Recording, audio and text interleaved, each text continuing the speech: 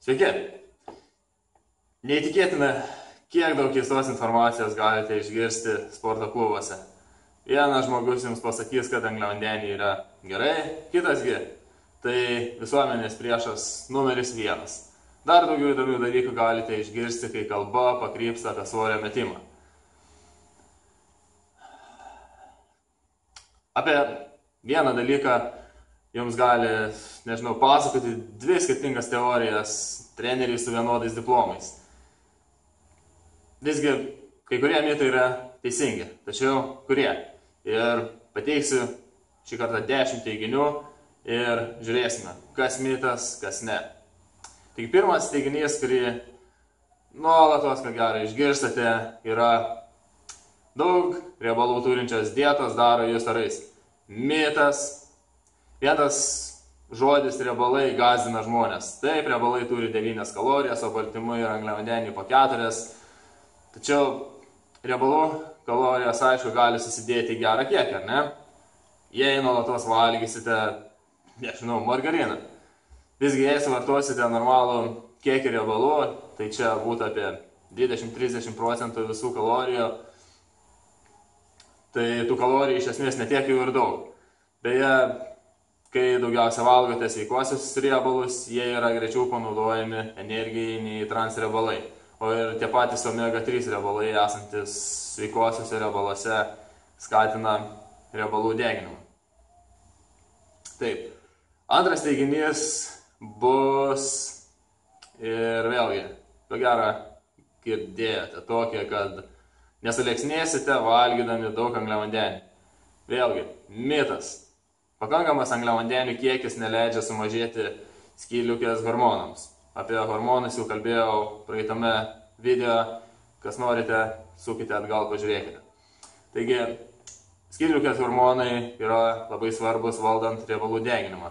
Jei angliavandenių suvartojimas drastiškai sumažinamas, skydliaukės hormonai tikėtina irgi sumažės. O tai pristabdys būtent riebalų deginimą. Todėl laikykite normalų angliavandenių suvartojimą, kad galėtumėte pakankamai intensyviai ir sunkiai sportuoti ir išlaikytumėte tą normalų hormono lygį. Trečias teiginys maždaug skamba taip, kad vanduo padeda sudeginti daugiau riebalų. Faktas, mitas? Aišku, kad faktas. Vien paprasto vandens vartojimas padeda deginti riebalus, tai teigia ne vienas tyrimas. Esant bent 1% dehidratacijai, sumažėja metabolizmo aktyvumas ramybės būsenoje. Negerai. Viena studija atlikta Vokietijoje nustatė, kad išgėrus 2 stiklinės šalto vandens, tiriamųjų metabolizmo lygis padidėjo net 30% per sekančią valandą. Taip yra dėl to, kad tiesiog organizmas turi sušildyti tą vandenį, o tam panaudojama daugiau energijos. Taigi, jei norite numesti svorio, tarp valgių išgerkite šalto vandens stiklinę. Toliau turime 4 mitą arba faktą, kad pusryčių nevalgymas skatina riebalų kaupimą. Čia yra faktas. Kai pabundate po 7–8, galbūt kai kurie 9 valandų miego, tai reiškia, kad jūs visą naktį iš esmės tiesiog badavote. Jeigu nevalgote pusryčių, vėlgi grįžtame prie tų pačių hormonų, tai leptino hormonas, kuris reguliuoja apetitą ir metabolizmą, būtent jo lygis pasikeičia ir jis skatina riebalų užlaikymą. Negana to, nieko nevalgius organizmas atsiduria katabolinėje būsenoje, o tai sumažina metabolizmo lygį. Taigi vos atsikėlus būtinai suvalgykite bent jau baltymų. 5 teiginys, kad metant svorį nevalgykite angliavandenių po 18 valandos. Čia, ko gero, aš nežinau, vienas didžiausių mitų, kokius dar, ko gero, galite išgirsti. Ir labai daug kas vis dar tuo tiki. Dauguma iš mūsų sportuojame vakare. Po treniruotės būtina atstatyti glikogeno atsargas raumenyse ir kepenyse, todėl suvalgyti angliavandenių yra tiesiog būtina. Net jeigu jūs sportuojate 10 valandą vakarą, vis tiek būtinai turite pavalgyti angliavandenių kartu su baltymais. Tai ne tik tam pačiam glikogeno atstatymui, bet ir regeneracijos pagreitinimui.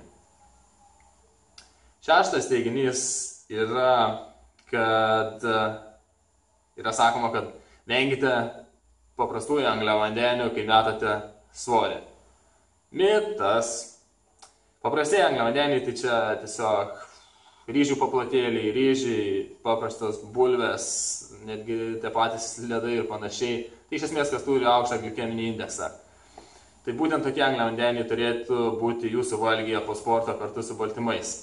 Po treniruotės turite organizmą gražinti į anabolinę būseną ir tai geriausiai padaro būtent greitai virškinami baltymai ir angliavandeniai. Nes būtent po treniruotės jūs norite, kad baltymai ir angliavandeniai kuo greičiau patektų į raumenis. Visais kitais atvejais stenkitės valgyti lėtai virškinamus, tai yra sudėtinius angliavandenius. 7. mitą turime tai, kad metant svorį vartokite daugiau baltymų. Faktas. Čia labai paprasta, faktas tikrai. Kai pradedate mesti svorį, jūsų kalorijų kiekis sumažėja. Tai reiškia mažiau riebalų ir angliavandenių, o tuo pačiu ir energijos. Todėl organizmui nieko nelieka kito, kaip ieškoti kitų energijos alternatyvų. Ir čia vėl nieko nelieka, kaip tik baltymai. Jei nepadidinsite suvartojamų būtent baltymų kiekio, organizmas energiją ims deginti savo pačio raumeninės skaidulas.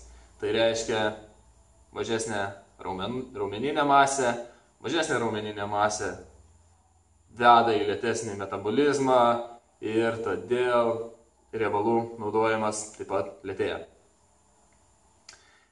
Priėjome prie berods 8 teiginio, kuris sako, kad sportuokite tuščiu skrandžiu, jei norite numesti daug svorio. Mitas. Vėlgi, dar vienas mitas.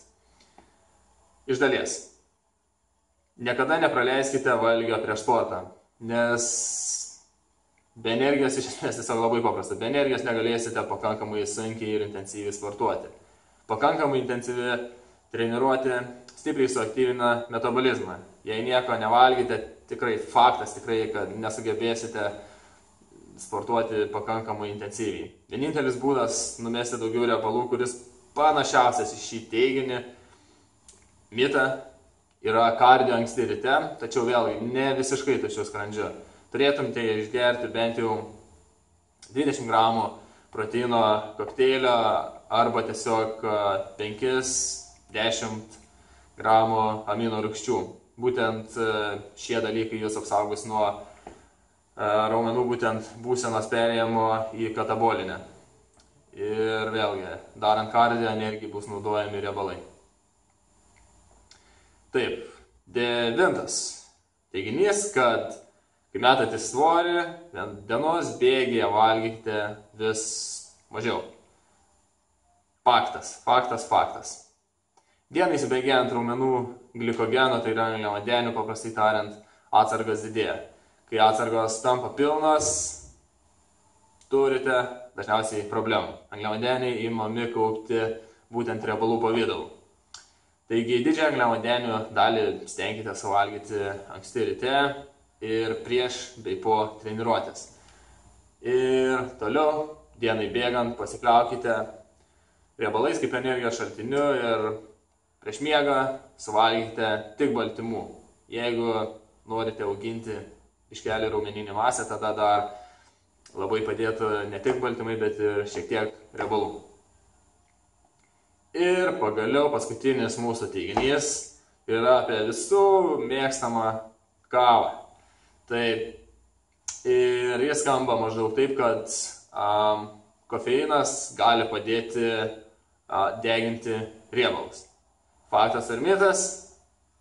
Faktas. Kofeinas padeda atskirti būtent riebalus nuo riebalinių ląstelių. Tada riebalai greičiau ir lengviau panaudojami būtent kaip energijos šaltinis. Ir kada geriausia gerti kavą? Geriausias laikas, iš tikrųjų galite prisiskaityti ir išgirsti labai daug skirtingų teiginių, skirtingų būtent laiko tarpų, kada turite išgerti, bet Iš esmės stenkitės išgerti 30-60 minučių prieš treniruotę, nes maždaug tokiu laiku būtent kofeinas pasiekia būtent savo piką. Ir studijos taip pat rodo, kad kofeinas suteikia papildomų jėgų ir iš tikrųjų šiek tiek netgi veikia kaip pre-workoutas. Ir tai leidžia tiesiog intensyviau sportuoti. Kai kurios studijos netgi teigia, kad kofeinas pagreitina atsigavimą po treniruotės. Čia vėlgi geras dalykas, ar ne? Taigi, jeigu negeriate kavos, tada išgerkite prieš sportą būtent 250, 400, 500 mg kavos prieš treniruotę. Nes maždaug toks kiekis dar yra būtent leidžiamas ir jisai nėra tas kiekis, nuo kurio imama priprasti prie kofeino. Jeigu jau, aišku, esate pripratęs prie kavos, geriate šaukšteliais, tada ko gero nelabai kreipkite dėmesį į būtent tą mano nurodytą skaičių. Ir jo, aišku, kad kava būtų be jokio cukraus.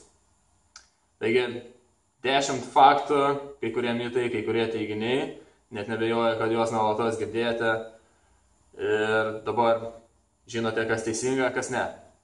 Taigi, ačiū, kad žiūrėjote video. Jeigu vėlgi turite kažkokių klausimų, rašykite elektroniniu paštu arba Facebook ir būtinai atsakysiu klausimus. Sėkmės ir iki.